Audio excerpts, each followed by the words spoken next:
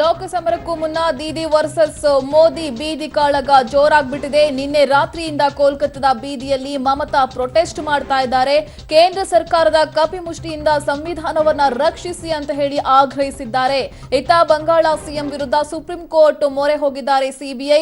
Sharada chit fund ಕೇಸಲ್ಲಿ ಕರ್ತವ್ಯಕ್ಕೆ ಅಡ್ಡಿಪಡಿಸಿದ ಆರೋಪದ ಅಡಿ ದೂರು ಕೂಡ ದಾಖಲಾಗಿದೆ. ಈ ಅರ್ಜಿಯನ್ನ ತುರ್ತಾಗಿ ಕೈಗೆತ್ತಿಕೊಳ್ಬೇಕು ಅಂತ ಹೇಳಿ ಕೋರ್ಟ್ಗೆ ಮನವಿಯನ್ನ ಮಾಡಿಕೊಂಡಿದ್ದಾರೆ. ಪಶ್ಚಿಮ ಬಂಗಾಳ ಸಿಎಸ್, ಡಿಜಿಪಿ, ಪೊಲೀಸ್ ಕಮಿಷನರ್ ವಿರುದ್ಧ ದೂರು ದಾಖಲಾಗಿದೆ. ಟಾಪ್ ಪೊಲೀಸ್ ಅಧಿಕಾರಿಗಳ ವಿರುದ್ಧ ಕ್ರಮ ಸೂಚಿಸುವಂತೆ ಕೋರಿ ಅರ್ಜಿಯನ್ನ ಕೂಡ ಸಲ್ಲಿಕೆ ಮಾಡಲಾಗಿದೆ. ಈ ಎರಡೂ ಅರ್ಜಿಯನ್ನ ಸ್ವೀಕರಿಸಿ ನಾಳೆಗೆ ವಿಚಾರಣೆಯನ್ನ ಸುಪ್ರೀಂ ಕೋರ್ಟ್ ಮುಂದೂಡಿಕೆ ಮಾಡಿದೆ. ಅತ್ತ ದೀದಿ ಬೆನ್ನಿಗೆ ನಿಂತಹ ಮೋದಿ ವಿರೋಧಿ ರಾಜಕೀಯ ಪಕ್ಷಗಳಿಗೆ ಸಂಬಂಧಪಟ್ಟಂತೆ ಒಂದಷ್ಟು ಬೆಳವಣಿಗೆಗಳು ಆಗ್ತಾ ಇದೆ. ಆಕ್ರೋಶದ ಮಾತುಗಳು ಕೂಡ ಕೇಳಿ ಬರ್ತಾ ಇದೆ. ಸಂಸತ್ನಲ್ಲಿ ಮೋದಿ ಸರ್ಕಾರದ ವಿರುದ್ಧ ಮುಗಿಬೀಳೋದಕ್ಕೆ ಇಲ್ಲಿ ದೀದಿಯ ಕೆಲವೊಂದಿಷ್ಟು ಬೆಂಬಲಿಗರು ಇದೀಗ ರೆಡಿಯಾಗಿ ನಿಂತ್ಬಿಟ್ಟಿದ್ದಾರೆ. ಲೋಕಸಮರಕ್ಕೂ ಮುನ್ನ ದೀದಿ ವರ್ಸಸ್ ಮೋದಿ ಬೀದಿ ಕಾಳಗ ಜೋರಾಗಿದೆ.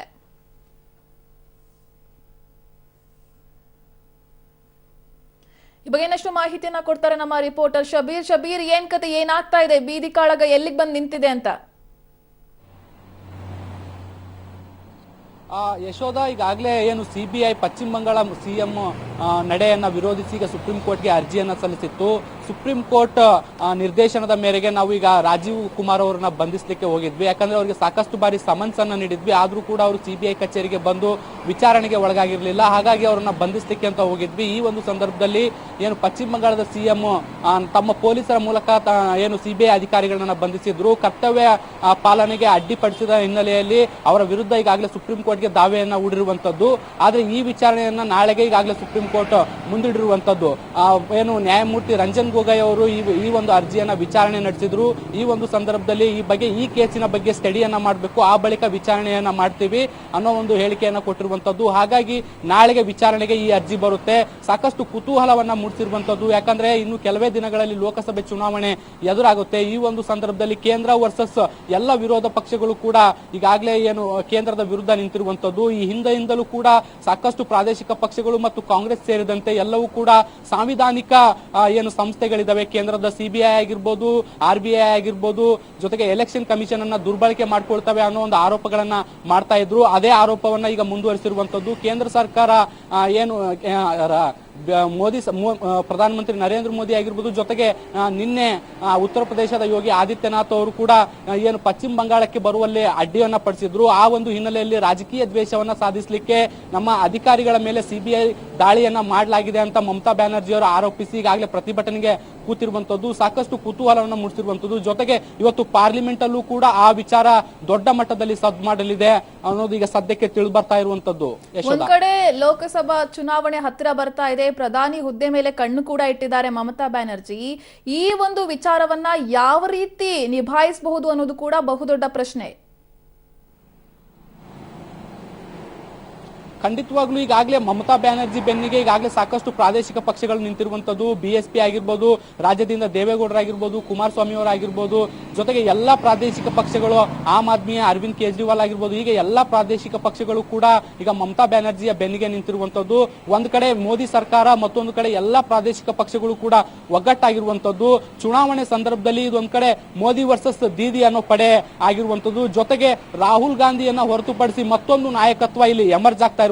ಯಾಕಂದ್ರೆ ಪ್ರಧಾನಿ ನರೇಂದ್ರ ಮೋದಿ ಅವರನ್ನ ವಿರೋಧಿಸಿ ಒಂದು ಬಣವನ್ನ ಕಟ್ಟಿ ಅವರ ವಿರುದ್ಧ ಬಹಿರಂಗವಾಗಿ ತೊಡೆ ತಟ್ಟಿ ಪ್ರತಿಭಟನೆಗೆ ಕೂತಿರುವಂತದ್ದು. ಜೊತೆ ಇದು ಲೋಕಸಭೆ ಚುನಾವಣೆ ಸಂದರ್ಭದಲ್ಲಿ ಮತ್ತೊಂದು ಪರ್ಯಾಯ ನಾಯಕತ್ವ ಹುಟ್ಟುಕೊಳ್ಳಿಕ್ಕೆ ಒಂದು ಸಾಧ್ಯವಾಗುವಂತ ಎಲ್ಲಾ ರೀತಿಗಳನ್ನ ಕಾಣಿಸ್ಕೊಳ್ತಾ ಇದ್ದಾವೆ. ಕಾಂಗ್ರೆಸ್ ವಲಯದಿಂದ ರಾಹುಲ್ ಗಾಂಧಿ ಅವರು ಮೋದಿ ವಿರೋಧಿ, ಮೋದಿ ವಿರುದ್ಧದ ಪ್ರತಿನಾಯಕ ಅಂತ ಏನು ಒಂದು ಪ್ರತಿಷ್ಠಾಪಿಸಲ್ಪಟ್ಟಿತ್ತು, ಹೇಳಲಾಗ್ತಾ ಇತ್ತು.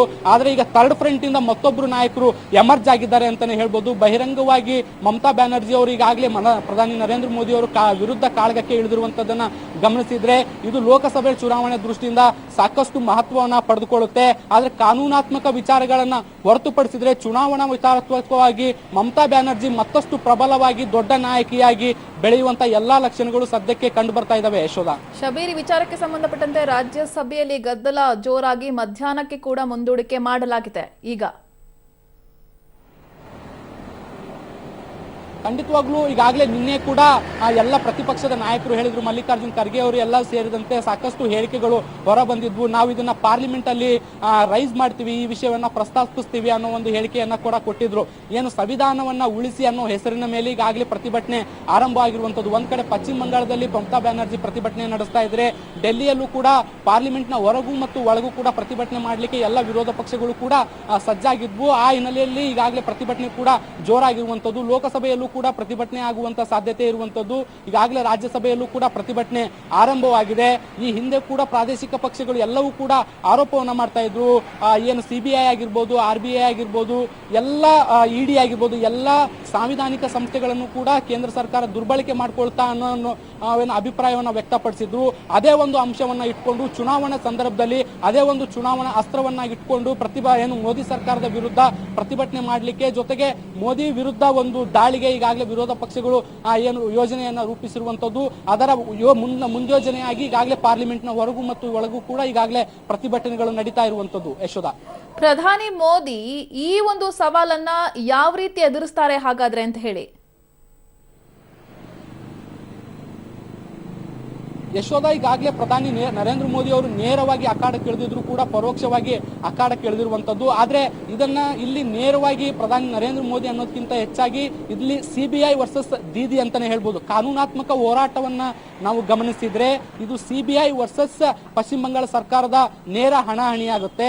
ಆದ್ರೆ ರಾಜಕೀಯವಾಗಿ ನಾವು ಇದನ್ನ ಗಮನಿಸಿದ್ರೆ ಇಲ್ಲಿ ಪ್ರಧಾನಿ ನರೇಂದ್ರ ಮೋದಿ ಜೊತೆಗೆ ಪಶ್ಚಿಮ ಬಂಗಾಳದ CM ಆಗಿರುವಂತಹ ಮಮತಾ ಬ್ಯಾನರ್ಜಿ ನಡುವಿನ ಹೋರಾಟ ಅಂತಾನೆ ಗಮನಿಸಬಹುದು. ಆದ್ರೆ ಪ್ರಧಾನಿ ನರೇಂದ್ರ ಮೋದಿ ಅವರು ನೇರವಾಗಿ ಅಖಾಡಕ್ಕೆ ಇಳಿಯೋದು ಇಲ್ಲಿ ಅನುಮಾನವಾಗಿ ಕಾಣುತ್ತೆ. ಯಾಕಂದ್ರೆ ಅಂದ್ರೆ ಬ್ಯಾಕ್ ಡೋರ್ ಇಂದ ನಿಂತ್ಕೊಂಡು ಏನು ಒಂದು ರಾಜಕೀಯ ಗೇಮ್ ಪ್ಲಾನ್ ಅನ್ನ ಮಾಡಬಹುದೇ ಹೊರತು ಮೇನ್ ಸ್ಟ್ರೀಮ್ ಗೆ ನರೇಂದ್ರ ಮೋದಿ ಅವರು ಬರ್ಲಿಕ್ಕಿಲ್ಲ. ಯಾಕಂದ್ರೆ CBI ಒಂದು ಸಾಂವಿಧಾನಿಕ ಸಂಸ್ಥೆ ಆಗಿರೋದ್ರಿಂದ, ಸಾಂವಿಧಾನಿಕ ಸಂಸ್ಥೆ ಮತ್ತು ಮತ್ತೊಂದು ಸರ್ಕಾರದ ನಡುವಿನ ಹೋರಾಟ ಆಗಿರೋದ್ರಿಂದ ಇಲ್ಲಿ ಪ್ರಧಾನಮಂತ್ರಿಗಳು ನೇರವಾಗಿ ಮಧ್ಯಸ್ಥಿಕೆ ವಹಿಸುವಂತದ್ದು ಸಾಧ್ಯವಾಗೋದಿಲ್ಲ. ಹಾಗಾಗಿ ಪರೋಕ್ಷವಾಗಿ ಬ್ಯಾಕ್ ಡೋರ್ ಇಂದ ನಿಂತ್ಕೊಂಡು ಏನಾದ್ರು ಪೊಲಿಟಿಕಲ್ ಗೇಮ್ ಏನಾದ್ರು ಮಾಡ್ತಾರಾ ಅನ್ನೋದನ್ನ ಕಾದ್ ನೋಡ್ಬೇಕು. ಯಶೋಧ.